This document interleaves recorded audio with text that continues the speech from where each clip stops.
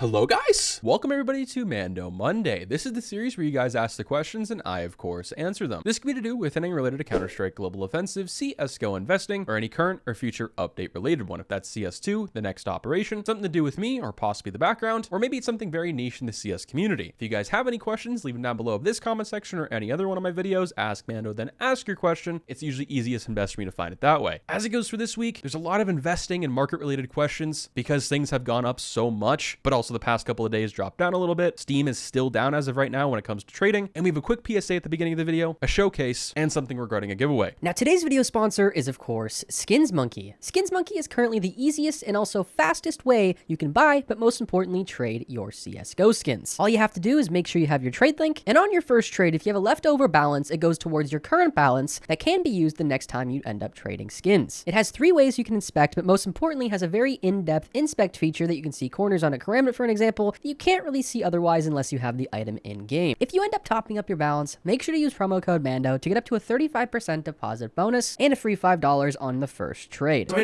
know. Mando Monday is, of course, on a Tuesday once again. This week, there's not really any excuses. Ever since CS2 was first announced, I have been grinding content. I've made close to 30 videos in almost 2 weeks, which is probably the most I've ever produced in that short of period of time. And yesterday, I just kind of felt burnt out. I needed a day just to sit down, play CS on my own, and I even played some Call of Duty. But now we're back, and I just wanted to quickly say thank you. The support on the channel the past month has been absolutely insane. We've had close to 500,000 views, over 1,000 new people joining the channel, and every single week we're getting hundreds of comments in some of my videos, which is amazing because when I first started Mando Monday, I was scraping for certain comments, mainly questions, and now we're kind of at the point where I get so many they just can't go all into one video. After a little over 10 years of doing this, I honestly never thought I'd be at this point where we're pulling in tens of thousands of views a video. Still baffles my mind, but I just want to say thank you to the people who stick around, especially for Mando Monday, and support me. Now quickly, a fan of the channel reached out asking me to craft on his op with 4 times Pain Gaming Hollow, and Mole exactly did that. I wanted to showcase it for you guys, and if you guys want anything showcased in the future where I craft something, give me the stickers, possibly the weapon, as long as it's not like a Katowice 14, maybe like a Stockholm or Antwerp Hollow, I'm always happy to provide one of the stickers for an example. And as it goes for the giveaway, more about that later in the video, but I want to give to you guys some of the things I crafted from Stockholm and Antwerp very early on when a lot of these hollows and these expensive stickers now were insanely cheap. These are crafts that somewhat hold sentimental value. I don't feel like selling them off. As it goes for what you do with them when you win, you can choose to keep it or sell it, completely up to you, but I thought with you guys it'd be in the best hands. Now let's hop onto the questions. Our first one up here is from Twitter, which you guys can ask me questions on there, YouTube, through email. It doesn't really matter. I don't always check Twitter and my email every single day, so YouTube's probably the best way to reach me. But this guy said, Valve announced this is the last major this year. The next major will be on CS2 in 2024. So if the Paris major stickers don't turn out good, then there is a chance for Stockholm and Antwerp to explode, right? But in the case the new stickers are good, not without a background of course, just a decent hollow effect, then they would be a cheap alternative for people to craft, which then would bring down the prices of Stockholm and Antwerp a little. What are your thoughts? Very good question, kind of 2 different scenarios in one. I really enjoy that. So if you guys don't know, Valve recently announced that the last CSGO major on this title and this engine is the Paris major in the next few weeks, which is kind of a bittersweet moment, but I have a whole video on that if you are interested. As it goes for the stickers, let's talk about scenario 1, where let's just say the Paris major stickers are going to turn out very bad, which I kind of find unlikely just because Rio sold so horribly, at least compared to the past 5 years, including RMR. So I think they're going to want to go with something a little different and that the community wants. But in the off case they're really bad, or maybe people just don't want to buy them because they're still on the hype of Stockholm and Antwerp. That definitely is a possibility. As it goes for these 2 exploding, I definitely think is possible. And I think either way these stickers go, they're going to go up either way. It's been proven the past couple of weeks. You look at the mouse, it's gone from a $20 sticker to over 100. Mostly everything from Stockholm is up 400%, which is just insane to consider. But I think they'll rise, they'll hit a peak just like any other time and eventually fall off. Not completely, but maybe drop 5 to possibly 10%. As it goes to the new stickers being extremely good, where for me personally, I think the best possible scenario is they do look good. They're not going to be like Rio. They're not going to be like RMR. They're going to be a brand new design. It has somewhat of a transparent background, but it's in a triangle. Kind of reminds me of Cologne 2015 and 16. So they won't be the most loved stickers, but they're for a unique audience, somewhat like DreamHack 2014 right now. Not everyone enjoys them. Recently, they've gained a lot of hype, also gotten very expensive due to CS2 releasing, and they look extremely good there. But when it comes to the next major stickers coming out looking good, what does that mean for Stockholm and Antwerp? Most people think they're going to go down, which in the short term of things, yes, it's going to happen. Even if these things look bad, I still think that's going to take place. But if they look good, it's only really going to put on hold or delay the fact of these things going up. And what I mean by that, let's just say we didn't get Antwerp right after Stockholm. Let's just say we got Rio instead. Those type of stickers anyway. Stockholm would have gone probably to what we're seeing right now, right after Rio, around the same time it released. It took almost a year and a half to have the success it's having right now. Because the stickers were so similar, it just delayed that. And that's kind of what I think is going to happen here. So hopefully that answered your question. question. Now, our next question up here is regarding cases, the drop rates, and well, this guy says, I think they'll change the drop rate for discontinued cases. I've gotten this so much the past few days, especially on my video where we talked about with how many cases were in box last month, which was 40 million, equaling $100 million in revenue for Valve. Now, how much of that gets taxed? I'm not 100% sure. That's still a boatload of money, yet they can't update their servers. That's besides the point. In that video, which I suggest you go check it out if you want a more in-depth answer, where it's a whole video rather than just a question, the most possible outcome I see happening is they just increase the drop rates by maybe 2 to 4 extra cases per person every single week. But that comes with a whole lot of problems. If the CS player count goes down, which it eventually will, it's not something everyone wants to think about, but when CS2 comes out, the hype kind of dies down, the market will as well. Now, how much? We're not sure. Will we see a new norm of 500,000 players? Probably not. I think we'll see a norm of maybe 800,000 to a million on just an average day-to-day basis. But that means there's going to be a whole lot of more cases in the market. Now, Valve can obviously change that then like they can now, but I'm not 100% sure. Discontinued cases are definitely not going to happen where they increase the drop rates on those. It would really mess up the case market, case investing. I know CS is an investing related game, though people treat it like it is because, well, you can. It would affect skin prices and not just cases. That's just my personal opinion. Leave your thoughts down below. I think this is definitely more of a want and wish, and also people aren't really seeing the long-term effects something like this could have. Our next question up here is from Tumbleweed, and this is a response from a community post that I put out asking you guys if you would be interested in me doing a live stream where I sell off all of my investments, all of my inventory, take that money, and I buy investments in, well, a new loadout that you guys would want. Most people were saying I shouldn't sell a lot of my Stockholm and Antwerp crafts since I got them for so cheap, and that makes sense. I'm not going to. But he says, did the Copenhagen Flames loadout fall off for you? Short answer is yes. What first got me into stickers was someone like Arrow and also OniPixel. Around a year and a half ago, I started watching them. I was addicted. I was getting hooked. I've been investing into stickers and majors since Krakow 2017. The most ever was in Katowice 2019, but I was never really someone that cared about applying them too much. I just cared about the weapon itself. And I realized having a craft, being it unique and very rare, was very special to me and just spiced up the game a little more because, well, I kind of did everything in CS. And this kind of goes into some advice for people who are maybe new to the game, don't want to buy really expensive stickers. My suggestion to you is wait for the next major, at least the next one where it has decent looking stickers. When Stockholm came out, well, I took advantage of it. Not as much as an investment standpoint as I wished I did, but for crafting. I bought a lot of stickers here, I guess as an investment, but also for crafts. I can't tell you how many different inventories I had for Copenhagen Flames with different weapons. I crafted 3 or 4 different fuel injectors, M4A4 Asimovs, elite builds, slates, elite builds for the AWP, P2000 skins, USPs, P250s, a lot of them still being today one of ones. And well, the reason I did that is because the first time in 10 years, we actually got good looking stickers inside CS. And at this point, it was kind of rare. So for you guys, if the Paris Major stickers look really good and you play the game, you want stickers for crafts, look at it, yes, as an investment perspective. Obviously, there's not much to look at because we haven't even seen the stickers yet. Buy some that you like, buy some that you enjoy, and just craft with them. Slap them on a weapon. Worst case scenario is in 5 years, you can sell that weapon or that specific skin for probably a lot more than you paid for it. Obviously, the sticker itself is going to be worth more, but in that time period, it might be worth more to you just because you crafted with it, you can play with it, and you can buy even better skin later on. Now, our next question is more so of a comment regarding the Steam market. And well, this guy says the Steam market needs to be revamped. It looks like a Windows XP version, and every skin listing does not have basic info such as float, paint seeds. Worse still, they restrict limited searches and slam you with a 12 to 24 hour cooldown, thinking they can detour bots. D-tier, sorry. And he goes on to talk about how the Steam market, well, sucks. And I couldn't agree with you more. I'm not sure if it's gonna be before or after Mando Monday, but I have a video about the Steam market and the state of it right now. It is absolutely horrendous. If you missed the beginning of the video, Valve made almost $100 million